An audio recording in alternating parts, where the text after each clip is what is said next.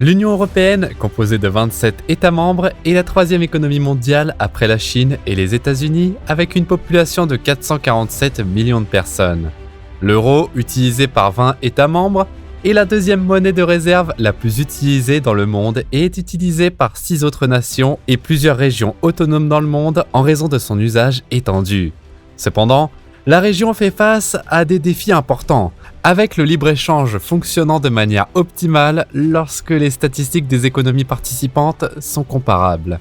Une économie prospère attire les meilleurs talents et investissements, s'établissant ainsi en tant que centre de l'Union coopérative. Bien que la distribution des revenus et de la richesse de l'Union européenne soit plus équitable que la moyenne mondiale, des phénomènes de fuite de capitaux et de fuite des cerveaux peuvent encore se produire dans les pays avec moins de restrictions sur les déplacements individuels pour le travail, les études ou les investissements. Même avec la parité du pouvoir d'achat, le PIB par habitant du pays le plus riche de l'Union européenne est 5 fois plus élevé que celui du plus pauvre, suscitant des inquiétudes quant à la durabilité à long terme de cette disparité. D'autres problèmes économiques importants tels que la crise de la dette qui a affecté l'Union européenne au cours de la dernière décennie, le Brexit, un conflit avec les principaux fournisseurs d'énergie et une tendance vers une coopération économique moindre ont exacerbé ces préoccupations. Comme l'effondrement de l'économie chinoise, prédire l'impact futur de l'Union européenne sur l'économie mondiale est difficile. Cependant, il est essentiel d'examiner les principaux dangers économiques auxquels l'Union européenne est actuellement confrontée et d'évaluer leur probabilité de causer la sortie d'autres pays de l'Union, comme cela s'est produit pour le Royaume-Uni. De plus, il est crucial de considérer comment une Europe fragmentée pourrait avoir un impact sur l'économie mondiale. L'étude de ces questions peut nous aider à comprendre comment les unions économiques fonctionnent et à évaluer les performances économiques de l'Union européenne. L'Union européenne, malgré son impact et son importance mondiale, n'existe que depuis un peu plus de 30 ans. Ses origines remontent à 1993, lorsque les 12 premiers États membres ont signé le traité de l'Union européenne avec des objectifs tels qu'une politique étrangère coordonnée, une monnaie commune, une citoyenneté européenne partagée et une coopération judiciaire et policière unifiée. Ces 12 nations membres initiales n'ont pas été choisies arbitrairement. Elles faisaient partie de l'une des 3 communautés européennes: la Communauté économique européenne, la Communauté européenne du charbon et de l'acier ou la Communauté européenne de l'énergie atomique. La Communauté de l'énergie atomique se concentre toujours sur l'énergie nucléaire, la gestion des armes et la recherche en technologie nucléaire, tandis que les 2 premières communautés ont été fusionnées dans les opérations de l'Union européenne.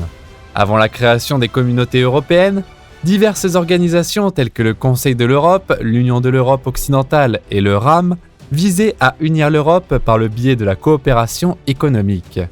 Le besoin de solidarité mutuelle et d'une certaine indépendance entre les nombreuses nations européennes, chacune ayant une histoire complexe et des rivalités amères, est devenu évident après la Première Guerre mondiale. Ce désir a augmenté après la Seconde Guerre mondiale, avec l'émergence d'armes nucléaires et la montée des États communistes à l'Est. Certains ont proposé la création des États-Unis d'Europe, mais les nations qui ont finalement rejoint l'Union européenne n'étaient pas disposées à renoncer à leur souveraineté. L'Union européenne offrait les avantages d'un pays uni tout en permettant aux États membres de conserver leur indépendance politique, leur identité nationale et leur souveraineté. Le moment de la création de l'Union européenne était idéal. En 1993, le monde se remettait de la dissolution de l'Union soviétique et était pleinement engagé dans le commerce et la coopération économique.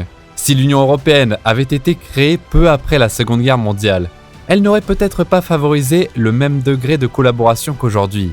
À cette époque, les nations échangeaient moins. L'infrastructure financière moderne n'était pas disponible pour faciliter le commerce et les transactions transfrontalières, et traverser les frontières pour se déplacer et travailler était beaucoup plus difficile. Les économies étaient plus autosuffisantes et les barrières linguistiques étaient plus importantes. L'Union européenne a été créée pour favoriser le commerce entre les pays membres tout en protégeant leur industrie locale de la concurrence extérieure. L'Union européenne offre à ses membres la possibilité de commercer des biens, des services et de la main-d'œuvre sans restriction ni droit d'importation, tout en offrant une monnaie commune et une politique étrangère coordonnée. Ces avantages profitent non seulement aux États membres, mais aussi aux travailleurs qui peuvent postuler à des emplois dans tout le continent. L'Union européenne est une organisation démocratique qui équilibre l'autorité centralisée avec l'autonomie nationale. Si l'Union européenne avait plus de pouvoir sur ses États membres, elle pourrait risquer de devenir les États-Unis d'Europe, ce qui pourrait amener certains membres à partir. A l'inverse, si l'Union européenne avait moins d'autorité, elle aurait du mal à faire respecter les lois et à garantir que ses membres reçoivent les avantages de l'adhésion.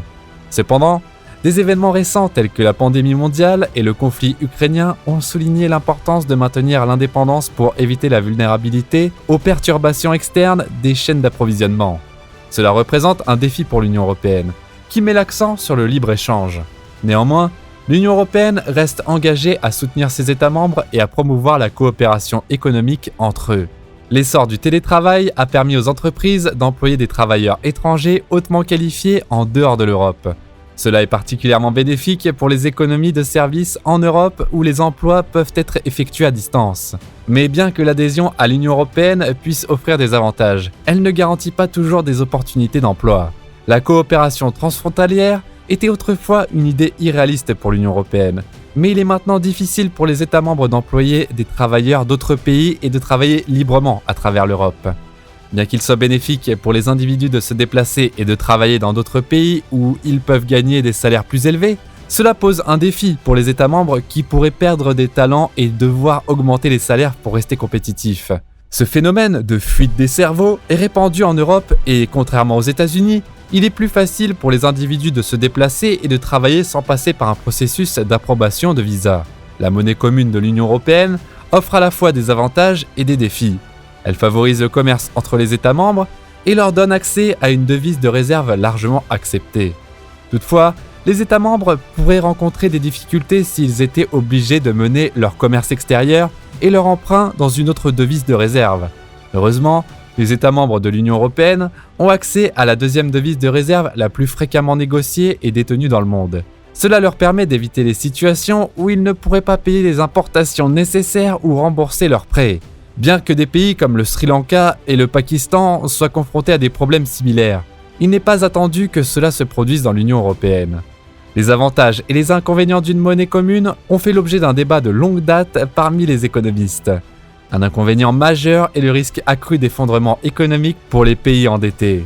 Cela a été évident lors des difficultés financières de la Grèce au début des années 2010, qui ont eu des répercussions négatives sur d'autres pays de la zone euro. L'utilisation de l'euro s'est également avérée préjudiciable à la Grèce à cette époque, car des dévaluations de la monnaie ne pouvaient pas se produire pour stimuler le commerce extérieur, le tourisme et l'investissement. Cependant, cette approche n'est efficace que pour les nations avec des exportations très recherchées, des attractions touristiques ou des opportunités d'investissement. Les consommateurs n'ont pas été dissuadés de visiter Islamabad malgré la baisse de la valeur de la roupie pakistanaise.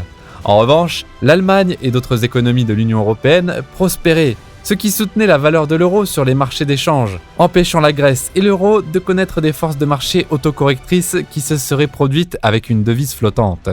La monnaie unique est rigide, ce qui pose des problèmes pour les 20 nations qui la partagent, car chaque pays connaît des niveaux d'inflation différents. La Banque centrale européenne doit relever les taux d'intérêt en période d'inflation significative pour satisfaire tout le monde, ce qui ne profite finalement à personne. Malgré ce problème, d'un point de vue macroéconomique, l'Union européenne offre plus d'avantages que d'inconvénients pour ses membres. Les nations récemment admises ont connu des taux de croissance plus rapides, contribuant à la croissance économique globale de l'Europe. Toutefois, il appartient en fin de compte aux populations des États membres de décider si rester dans l'Union européenne est plus difficile que bénéfique.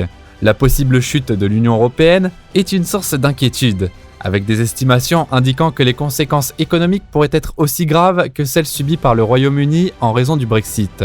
Il est essentiel que les États membres aient des plans en place pour la possibilité de quitter l'Union ou de sa désintégration afin de minimiser l'impact. Bien que l'Union européenne ait connu du succès jusqu'à présent, il est important de reconnaître que supposer qu'elle durera indéfiniment n'est pas une stratégie économique solide. Bien que le tableau national de bord expliquant l'économie ne soit pas conçu pour les organisations internationales, il peut être utilisé pour évaluer la situation économique de l'Union européenne. En examinant les chiffres, le PIB de l'Union européenne de 17,2 billions de dollars la place au 3e rang mondial, avec le potentiel de dépasser bientôt l'économie chinoise. Malgré les défis, l'Union européenne maintient sa stabilité et sa confiance, avec l'adoption d'une monnaie mondiale largement utilisée et des succès et des échecs économiques partagés entre ses nations membres. Néanmoins, L'industrie de l'Union européenne excelle, avec des ressources rassemblées pour favoriser l'expansion de certaines des entreprises les plus renommées du monde, qui servent non seulement le vaste marché de l'Union européenne, mais contribuent également à l'économie mondiale. Et vous, pensez-vous que l'Union européenne va s'effondrer ou au contraire profiter de cette crise pour en ressortir grandi? Dites-le dans l'espace des commentaires. Merci d'avoir regardé cette vidéo et on se retrouve très bientôt pour de nouvelles actualités financières et économiques. En attendant, n'hésitez pas à vous abonner et à activer toutes les notifications pour ne rien rater des prochaines actualités.